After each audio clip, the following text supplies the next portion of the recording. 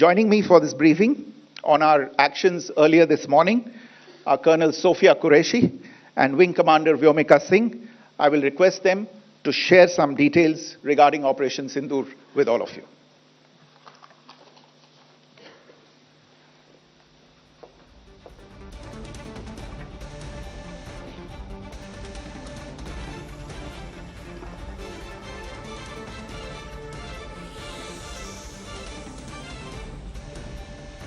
தீவிரவாதிகள் மேலும் பல தாக்குதல்களை இந்தியாவில் நடத்த திட்டமிட்டிருந்ததாகவும் இதை தடுப்பதற்கு தீவிரவாத முகாம்கள் மீது தாக்குதல் நடத்தப்பட்டது எனவும் தெரிவித்தார். தீவிரவாதிகளின் நடவடிக்கைகள் குறித்த ஆதாரங்கள் பாகிஸ்தானுக்கு வழங்கப்பட்டது. தீவிரவாதிகள் மீது நடவடிக்கை எடுக்காமல் இது பாகிஸ்தானில் உள்ள தீவிரவாதிகள் நடவடிக்கைகள் என மறுப்பு மட்டுமே ऑपरेशन सिंदूर के बारे में जानकारी देंगे। ऑपरेशन सिंदूर 22 अप्रैल को पहलगाम में हुए विभत्स आतंकवादी हमले के शिकार मासूम नागरिकों व उनके परिवारों को न्याय देने के लिए लॉन्च किया गया था। इस कार्रवाई में 9 टेररिस्ट कैंप्स को टारगेट किया गया और पूरी तरह से इसे बर्बाद किया गया। पाकिस्तान में पिछले 3 दशकों से टेरर इंफ्रास्ट्रक्चर का निर्माण हो रहा है। इसमें recruitment, indoctrination centres, training areas व लॉन्च पैड शामिल थे, जो पाकिस्तान और पाक अधिकृत जम्मू कश्मीर POJK दोनों में फैले हैं। Operation Sindoor was launched by Indian Armed Forces to deliver justice to the victims of Pahalgam terror attack and their families. 9 terrorist camps were targeted and successfully destroyed. Over the last 3 decades, Pakistan has systematically built terror infrastructure. It is a complex web of recruitment and indoctrination centers, training areas for initial and refresher courses, and launch pads for handlers. These camps are located both in Pakistan as well as Pakistan-occupied Jammu and Kashmir areas. Some of the well-known training camps are located, as you can see on the screen. They are distributed from Sawai Nala in the north, counting to approximately 21, ending at Bhagalpur to the south. इन लक्ष्यों का चयन विश्वसनीय intelligence सूचनाओं के आधार पर हुआ ताकि आतंक गतिविधियों की रीढ़ तोड़ी जा सके, और यह खास ध्यान दिया गया कि निर्दोष नागरिकों और सिविलियन इंस्टॉलेशन को नुकसान न पहुंचे। The selection of these targets for Operation Sindoor, credible intelligence inputs, and role of these facilities in perpetrating the terror activities. The locations were so selected to avoid damage to civilian infrastructures and loss of any civilian lives. This was done with due diligence, and the camps selected for targeting and their engagement will now be shown to you one by one. POJK के target मैं आपको बताना चाहूंगी। सबसे पहले सवाई नाला camp Muzaffarabad, जो कि POJK के लाइन ऑफ कंट्रोल से 30 किलोमीटर दूर है। यह एक लश्कर तौयबा का ट्रेनिंग सेंटर था। 20 अक्टूबर 2024 सोनमर्ग, 24 अक्टूबर 24 गुलमर्ग, 22 अप्रैल 2025 पहलगाम, इन हमलों के आतंकियों ने यहीं से प्रशिक्षण लिया था। सैयदना बिलाल कैंप मुजफ्फराबाद, यह एक जैश ए मोहम्मद का स्टेजिंग एरिया है। यह हथियार, विस्फोटक और जंगल सर्वाइवल ट्रेनिंग का केंद्र भी था। गुलपुर कैंप कोटली, यह LOC से 30 किलोमीटर दूर था। लश्कर तौयबा का बेस था, जो रजौरी, पुंछ में सक्रिय था। 20 अप्रैल 2023 को पुंछ में और 9 जून 2024 को तीर्थ यात्रियों के बस हमले में यहीं से आतंकी को ट्रेन किया गया था।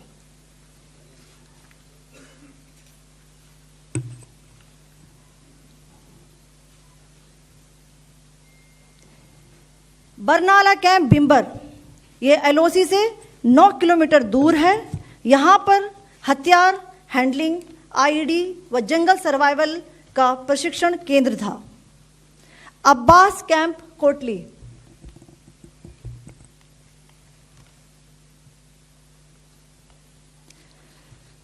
यह एलओसी से 13 किलोमीटर दूर है। लश्कर तौयबा का फिदाइन यहां तैयार होता था। इसकी कैपेसिटी 15 टेररिस्ट को ट्रेन करने की थी।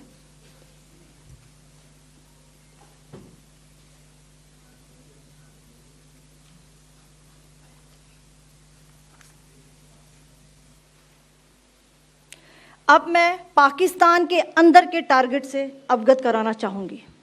पहला, सर्जिकल कैंप सियालकोट। यह अंतर्राष्ट्रीय सीमा से 6 किलोमीटर की दूरी पर है, सांबा कठुआ के सामने।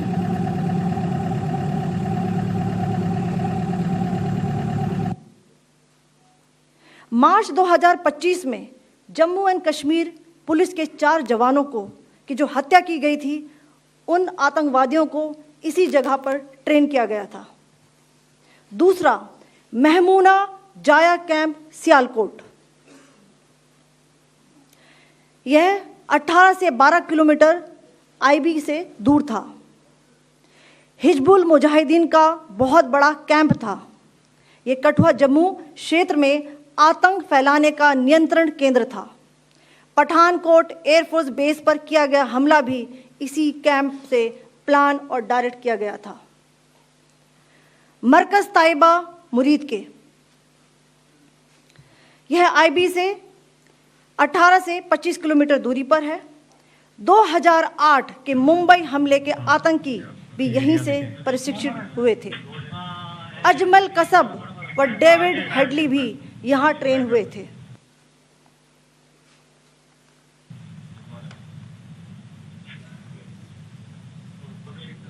आगे दूसरा आया।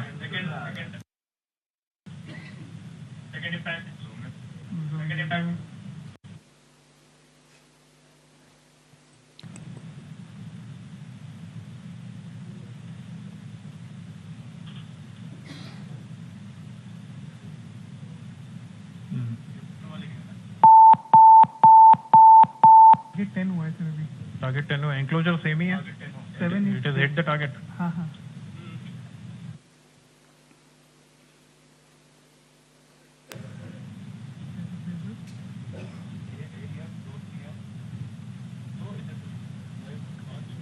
आ गया सर इम्पैक्ट।